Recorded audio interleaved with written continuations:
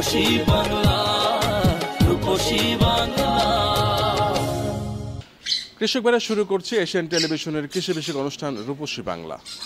আজ আমরা উপস্থিত হয়েছি রাজধানীর আফতাবনগরে শাহিরুল ইসলাম শিকদার ভাইয়ের ব্যক্তি উদ্যোগে গড়া একটি পাখির খামারে, অর্থাৎ এটি হচ্ছে একটি পাখির বাড়ি এবং সে সঙ্গে রয়েছে এখানে হরিণ। শাহিরুল ইসলাম শিকদার একজন ব্যবসায়ী, বৃক্ষপ্রেমী ও পশু পাখি প্রেমী ও জনসেবক। তিনি সকালে যখন অফিসে যান, এক পলক তার পশু পাখিগুলোকে দেখে যান, কারণ তিনি তাতে আনন্দ পান আর সেই আনন্দেই তার কাজে উৎসাহ যোগায়। তার বাড়িটির নাম হচ্ছে ব্রাউনবাড়িয়া কটেজ এবং পাখির বাড়ি কিংবা ছোট্ট চিড়িয়াখানা বললেও ভুল হবে না। তার এই পাখির বাড়িটিতে রয়েছে বিভিন্ন ধরনের পাখি, বিশেষ করে বিদেশি পাখির পরিমাণটাই একটু বেশি।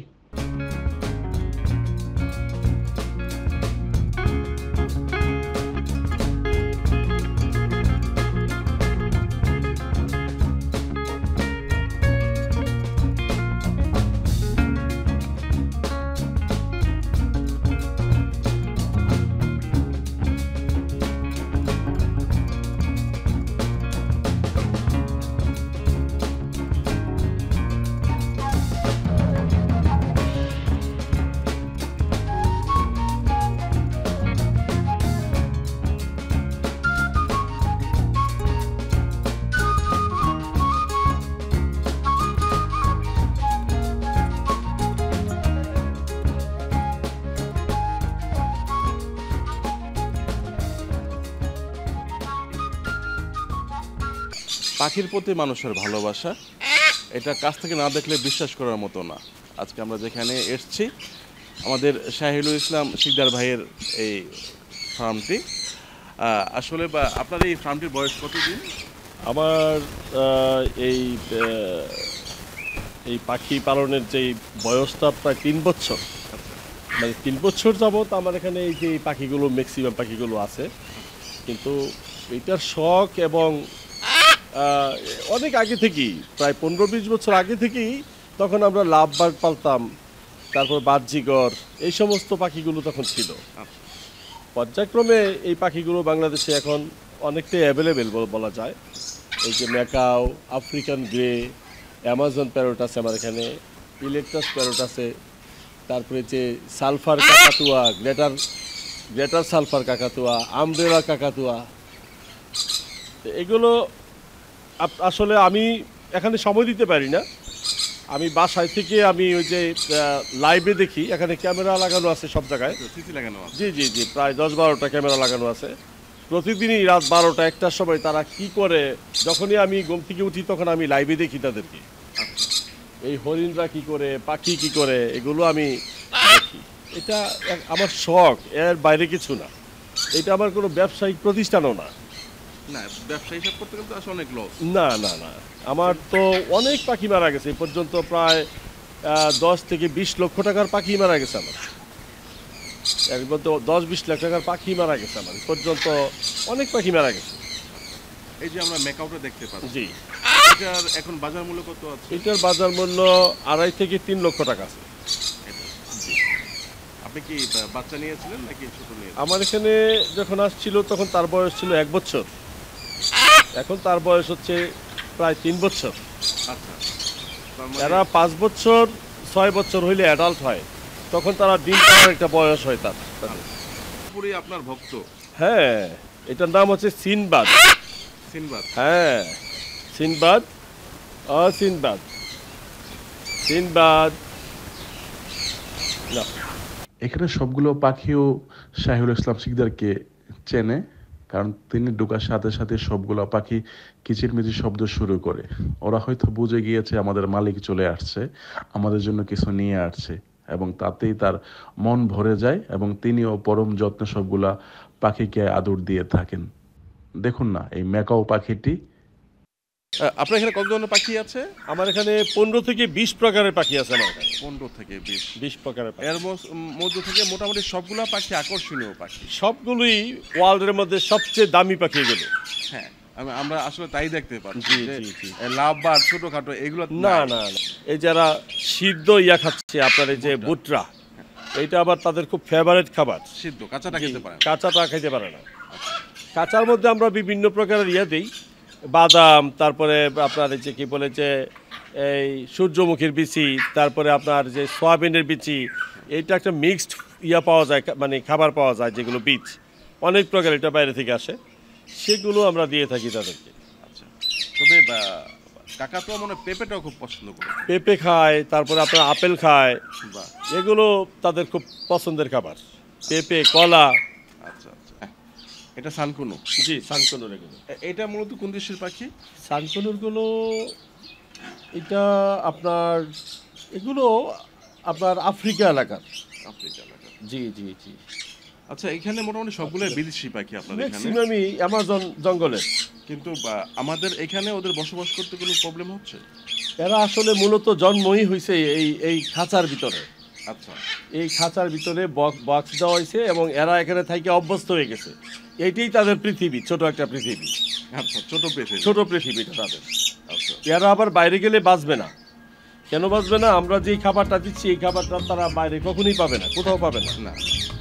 এদের খাবারটা আসে দেশের বাইরে থেকে, আচ্ছা, বিভিন্ন দেশ থেকে এদের খাবারটা আসে। তো সেগুলো যারা ইম্পোর্টাররা বাংলাদেশে নিয়ে আসে তাদের কাছ থেকে আমরা কিনে নিয়ে আসি, ওই খাবারগুলো আবার তাদের দিতে হয়। আচ্ছা।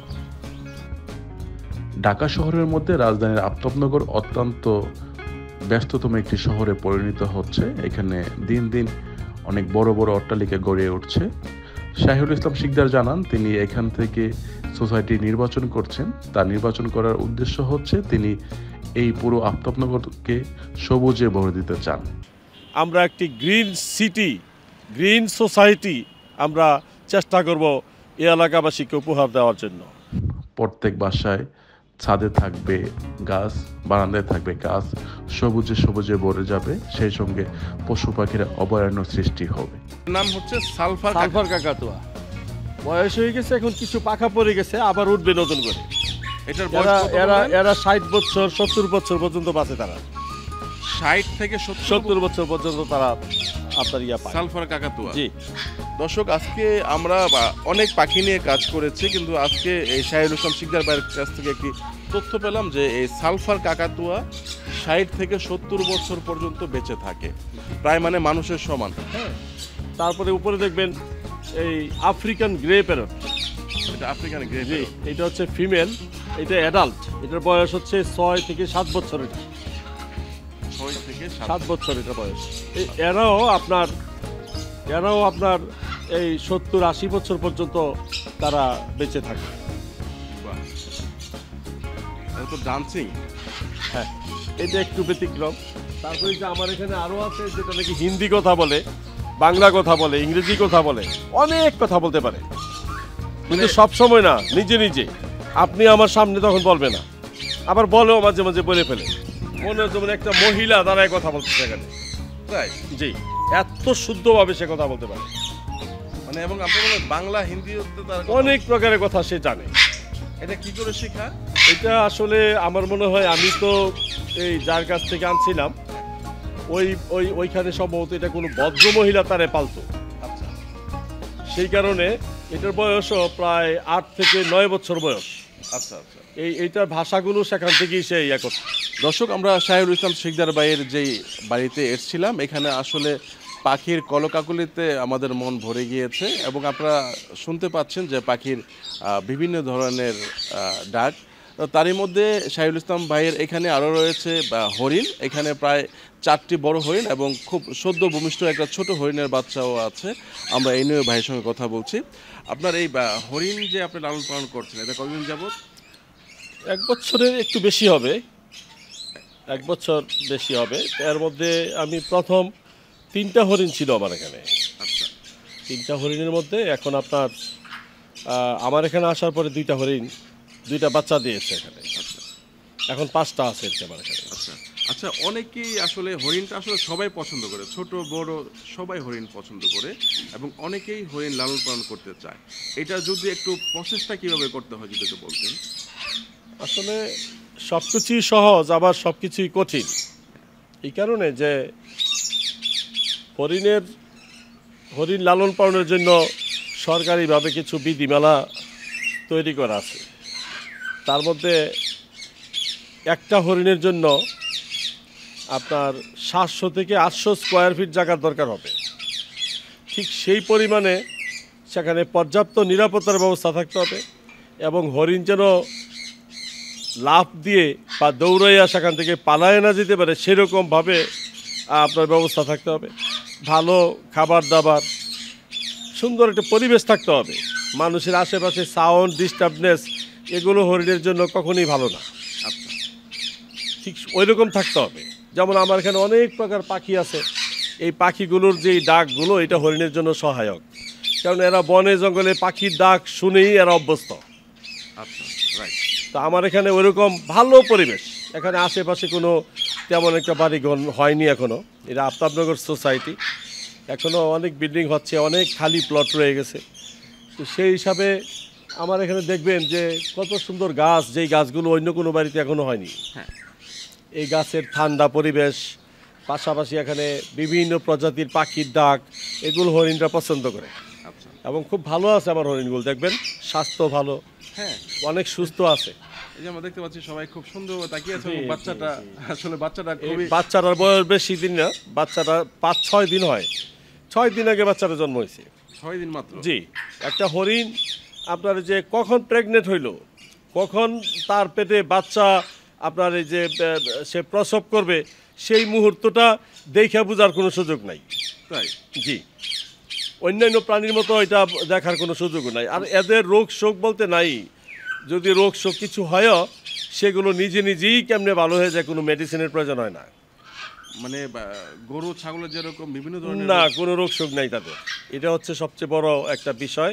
আর আরেকটা ব্যাপার হলো যে আপনি রাত্রে দেখতেছেন হরিণ রয়ে গেছে, সকালে দেখবেন যে বাচ্চা নিয়ে এসে ঘুরতেছে, আর বাচ্চা হাঁটতেছে তার সাথে। আপনি দেখে হতবাক হয়ে যাবেন যে এই বাচ্চা আসলো কোথা থেকে। বাচ্চা ঘুরতেছে, মার কাছ থেকে দুধ খাচ্ছে, দৌড়াচ্ছে এক রাত্রের মধ্যেই। অথচ এর আগের দিনও আপনি হরিণ দেখে বুঝবেন না যে তার পেটে বাচ্চা আছে। এই বাচ্চা নিয়েও তারা স্পিডে দৌড়াইতে পারে, এই বাচ্চা নিয়ে তারা সব কিছু করতে পারে, কোনো সমস্যা হয় না। স্বাভাবিক চলাফেরার মধ্যে তাদের কোনো সমস্যা হয় না। আচ্ছা, আর এমনি হরিণ খাওয়ার মধ্যে কি কি খেয়ে থাকে? হরিণ আমরা বিভিন্ন প্রকারের ভুসি একসাথে মিশিয়ে দেই, আর পর্যাপ্ত ঘাস দেওয়া হয়। আমাদের আফতাবনগরে ঘাস পাওয়া যায় অনেক, এই ঘাস খায়। তাদের আবার প্রিয় খাবারের মধ্যে আরেকটা আছে কাঁঠাল পাতা। কাঁঠাল পাতা? কাঁঠাল পাতা আমার এখানে আপনার এই যে এই বাদাম গাছ আছে, কাঠবাদাম, কাঠবাদামের যে পাতা, গাছের পাতা আছে, এই পাতাও তারা খায়, পছন্দ করে। ও, তার মানে মোটামুটি আমাদের বাংলাদেশে হরিণ পালনের এবং হরিণ বসবাসের জন্য তেমন কোনো সমস্যা হয় না, তেমন কোনো সমস্যা নাই, যদি ঠিক সেইভাবে তাকে টেক কেয়ার করা যায়। এরা তো বন্যপ্রাণী মূলত, হ্যাঁ, মূলত বন্য। এদেরকে কখনোই পোষ মানানো যায় না। আর বিশেষ করে আমার কাছে তো তারা আসেই না। আমার যে এখানে স্টাফ আছে 2 জন, এদের কাছে আবার হরিণ আসে যখন আমরা থাকবো না। আচ্ছা, আমরা যখন থাকবো না তখন তাদের কাছে আবার এই হরিণগুলো আসে, তাদের হাত থেকে খাবার নিয়ে যায়, তারা তাদেরকে মাথার মধ্যে ধরতে পারে, ইয়া করতে পারে, আদর করতে পারে, বাহ, এই সেটা করতে পারে তারা। কিন্তু অন্য কারোর সামনে তারা আসবে না, আচ্ছা, আচ্ছা, আসবে না। এটা আবার আলাদা একটা স্বভাবগত জি ব্যাপার। জি জি জি। আচ্ছা, আশা করি যে আপনি 3টা হরিণ নিয়ে আসছেন, এখান থেকে আরো অনেক দূর এগিয়ে যাবে। আমরা আপনার বাকি ব্যক্তিগত পর্যায়ে 12টা পর্যন্ত লালন পালন করা যায়। ও, ব্যক্তিগত এখানে আবার সরকারের একটা বাধা নিয়ম জি আছে। জি জি, এখানে 2টা লাইসেন্স হয়, একটা হচ্ছে খামার পর্যায়ে লাইসেন্স, আর আরেকটা হচ্ছে ব্যক্তি পর্যায়ে লাইসেন্স। আচ্ছা, ব্যক্তি পর্যায়ে যে লাইসেন্স, সেখানে আপনি 12টা পর্যন্ত হরিণ রাখতে পারবেন, আচ্ছা। এর বেশি আপনি রাখার কোনো সুযোগ নাই আপনার এখানে। আর খামার পর্যায়ের? খামার পর্যায়ে সেটা কোনো নির্ধারণ নাই, 1000 হোক, 100 হোক, 200 হোক, ওইটা অনির্ধারিত। এবং এটার জায়গাটা মনে হয় যে অনেক বড়। অনেক বড় জায়গা দরকার। আচ্ছা, খামার পর্যায়ে সেটা বিশাল জায়গা দরকার। আপনার এই হরিণ খামারের সাফল্য কামনা করছি। আসলে হরিণ সবাই পছন্দ করে। আমরা আপনার বাকি পাখিগুলো আরেকটু দেখি। জি, ইনশাআল্লাহ, দেখেন, ধন্যবাদ। আমরা এখন কথা বলছি এই পাখি বাড়ির ম্যানেজার সাহেবের সঙ্গে। আপনি এখানে কতদিন যাবত আছেন? আমি স্যারের সাথে আছি হলো 5 বছর যাবত। 5 বছর যাবত। এখানে মোটামুটি যতদিন ধরে ফার্ম পরিচালনা হচ্ছে ততদিনই আমি দেখাশোনা করি। শুরু থেকে আছেন আপনি? হ্যাঁ, শুরু থেকে আছি। আচ্ছা, আমরা তো যতটুকু জেনেছি যে শাহিউল ইসলাম শিকদার ভাই খুব পাখি প্রেমী একজন মানুষ। জি জি জি জি। তো ওনার এখানে কি কি ধরনের পাখি আছে? এখানে সবই বিদেশি পাখি। সব বিদেশি পাখি? হ্যাঁ, সবই বিদেশি পাখি।